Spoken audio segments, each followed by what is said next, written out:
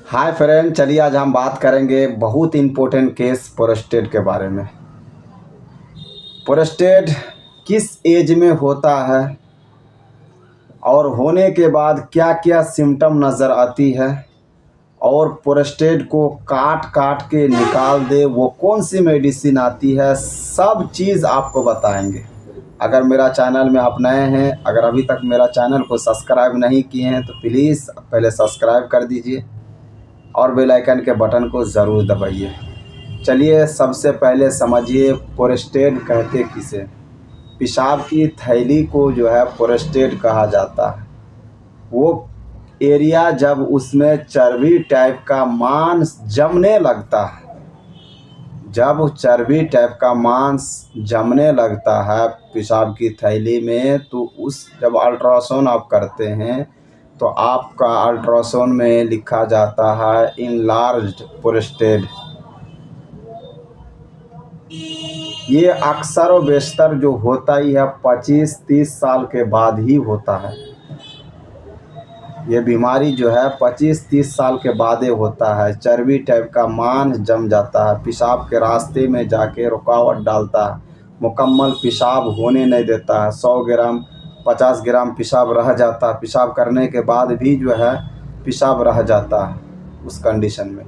आगे चल के लॉन्ग टाइम अगर प्रोस्टेट बढ़ा हुआ रहा आपका तो उसमें घाव होगा, घाव होने के बाद अल्सर हो सकता है, फिर कैंसर हो सकता है।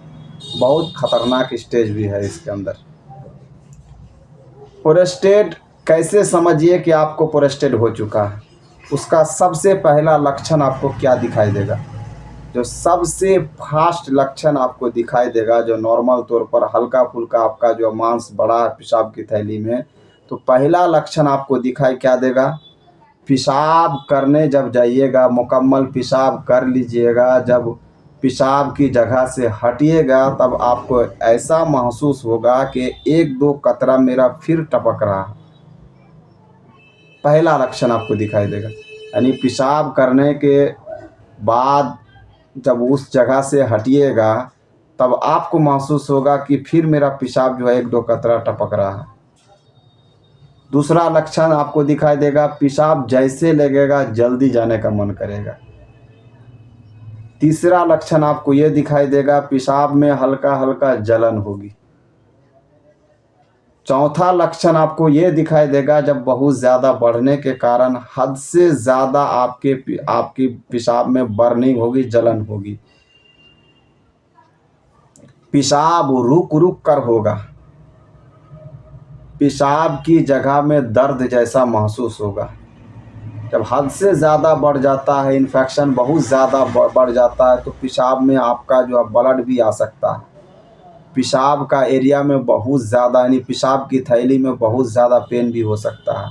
पेशाब रोकने का बिल्कुल ही क्षमता नहीं हो सकता, बिल्कुल ही क्षमता नहीं रहेगा आपको। पेशाब करने के बाद फिर जाने का मन करेगा, बार बार पेशाब लगेगा, ऐसा कंडीशन होगा। मानिए अगर आपको प्रोस्टेट की समस्या है,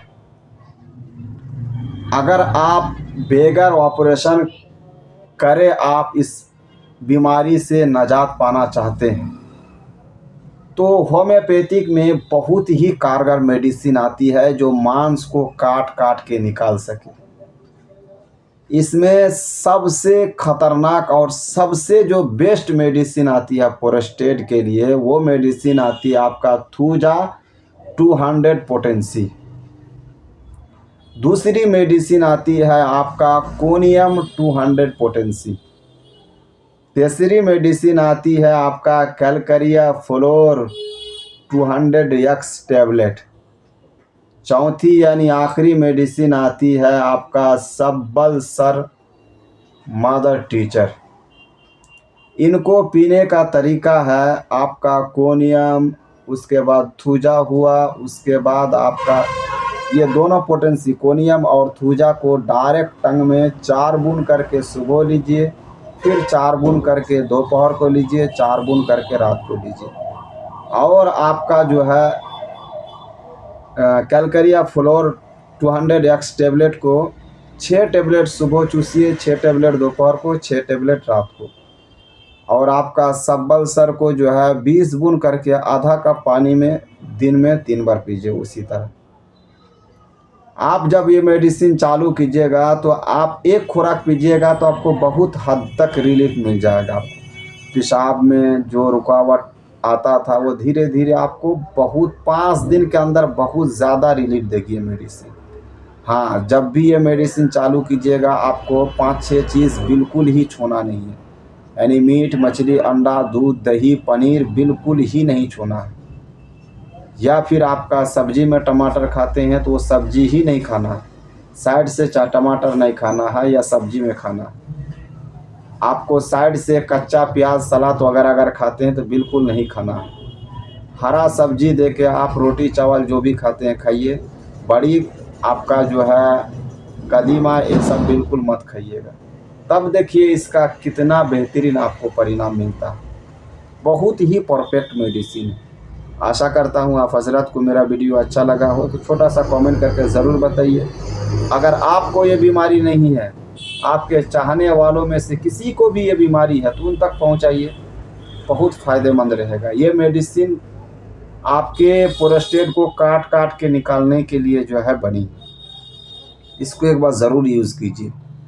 अल्लाह हम सबको हर मुसीबतों से बचाए। आमीन सुम्मा आमीन।